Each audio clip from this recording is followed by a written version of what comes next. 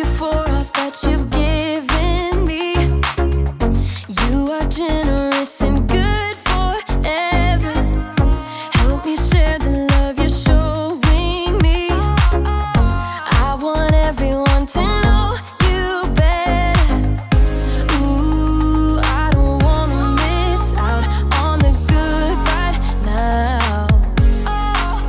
Ooh, and everything I see, you're good, so good to me. I have decided I will depend on you no matter what. That's what I choose. I have decided I will depend on you no matter what. That's what I choose. That's what I choose. I am content in you. That's what I choose. I am content in you.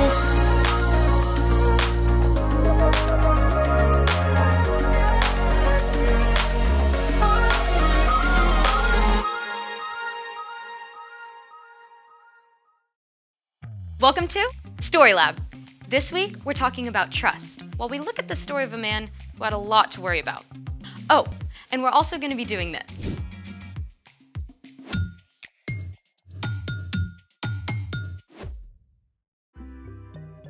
Hey, I'm Skylar, and this is Sebastian. And we're talking about trust, which is putting your confidence in someone you can depend on. Sebastian has an experiment planned for us today that I'm trusting will be incredible. Yeah, about that. You said you have something really cool. I did. I do. So, I didn't actually test it out yet. you don't think it's gonna work? I'm just a little worried. Well, what is it? This. We're gonna have a snack? No, we're gonna balance these forks together at once on the end of this toothpick, on the rim of that glass. Seriously? See, I knew it. No. We should try it. You'll think it'll work? I don't know, but just because you're worried doesn't mean we shouldn't try. Well then, let's make it. Step 1, interlock the tines of the fork. All right, what if we, did it. That wasn't so bad. Step 2, stick the toothpick through the middle of the fork. And yes. So far, so good. Step 3, balance the forks on the rim of the glass. And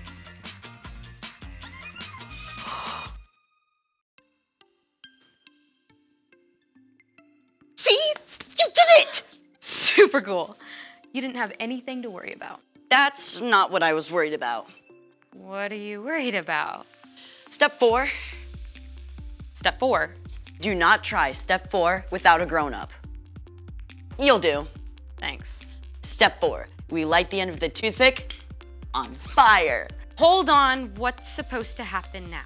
We light the toothpick on fire, it burns down to the rim. The fork stays balanced. That's not possible. There would only be a tiny piece of toothpick still on the glass. See, now you're worried. Maybe a tiny bit. Are we doing this? You are doing this. Countdown, please. 3, 2, 1. Fire in the hole.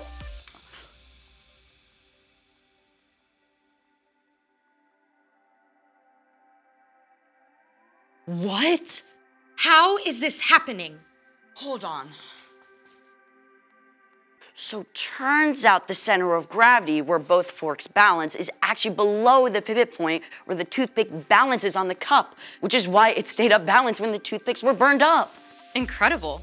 I was right to trust you. Never had a doubt. Uh-huh. It's time for... The story before the story. Today, we're in the very first book of the Old Testament, Genesis. The incredible world God made was broken. But God had a plan to bless the whole world through one family. God chose Abraham, who had a son named Isaac. who had twin sons named Esau and Jacob. Jacob tricked his big brother out of his rights and blessing as the oldest. And Esau was so angry that Jacob ran away for more than 20 years, which is where our story starts. Take it away. Hey everyone, I'm Erica. Let's talk about Jacob and Esau. Things had been bad between these brothers their entire lives. So bad that Jacob stayed away for 20 whole years. Jacob had been living with his uncle Laban, and he had a big family of his own with lots of kids. But then, God spoke to him. Go back to your father's land and to your relatives. I will be with you. Now, if you were Jacob, you'd probably be feeling all kinds of things. First of all, you might be kind of excited about getting to go home after so long. But at the same time, when you last saw your brother Esau, he was so angry, he wanted to kill you. Is he still mad? Or is he cooled down? Maybe you can actually hang out and be friends, or not. Jacob set out with his whole family, and when he got close to home, he decided to play it safe. So, he sent a message to Esau. I don't want my brother to think I'm coming home to beg for help or anything, so tell him I've been staying with Laban and become wealthy. Now I hope I can please you. The messenger left and returned. We took your message to Esau, and now he's coming to meet you. With 400 men! Say what? 400 men does not sound like a welcoming party. 400 men sounds like an army. Jacob was worried. Jacob separated his family and his herds into two groups, figuring if Esau attacked one group, the other group could escape. But then he did something a little more helpful. He remembered to talk to God. Lord, you have been very kind and faithful to me. Please save me from the hand of my brother Esau. I'm afraid he'll come and attack me and my family, but you have said, I will surely give you success. I will make your children as many as the grains of sand on the seashore. Jacob held on to God's promises, and then he decided to show his good intentions by sending a little gift to Esau. Well, not so little. I need 220 goats, 220 sheep, 30 camels, 40 cows, 10 bulls, 30 donkeys. Now, you go ahead of me, and when you meet Esau, he'll ask, what's up with all these animals? And you say, they belong to your servant Jacob. They are a gift to you. Jacob is coming behind. On it. Me too. Ditto. The whole time, Jacob was thinking, all these gifts will give Esau time to cool down, and then maybe when he finally sees me, he'll welcome me. Jacob even sent his whole family ahead, across the river, figuring that Esau would not hurt them. Then, Jacob spent the night alone, wrestling with God. Literally. But that's another story. In the morning, Jacob looked up and saw Esau coming, with 400 men. After all he'd done, Jacob was still worried. But this time, he didn't hide behind his family or gifts. He went on ahead. And as Jacob neared Esau, he bowed down to the ground 7 times. It's the moment we've all been waiting for. The brothers finally meet. Jacob and his whole family are all tensed up because this could turn into all-out war at any second. But instead, Esau ran to Jacob. He hugged him and kissed him, and both brothers wept for joy. After all that time, their family was reunited. Esau asked, Who are all these people with you? They are the children God has so kindly given me. Why did you send all those herds I saw? I hoped I could do something to please you. I already have plenty, brother. Keep them. No, please, accept this gift. Seeing your face is like seeing the face of God. Then Esau went back to his home, and Jacob camped with his family in Canaan. The end! Wow.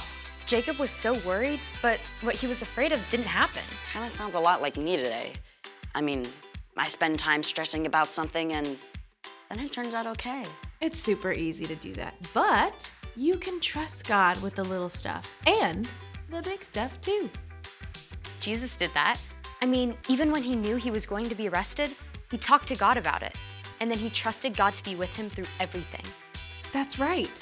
You know, talking with God is a big part of trusting God. So, what's our part in this story?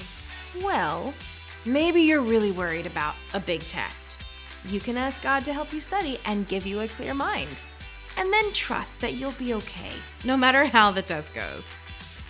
Or your parents are going on a big trip, and you'll be staying with your grandma for a whole week. You can ask God to give you peace and trust that God will be with you the whole time. I was so worried all week figuring out a cool experiment to do. I kind of forgot to talk to God about it. I guess that really would have helped. For sure. I'll see you next time. Here's the thing. You can trust God even when you're worried. See how your experiment turned out?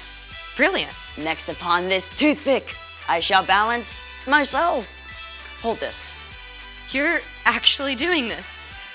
Okay, thanks for joining us in the Story Lab. We'll see you next time.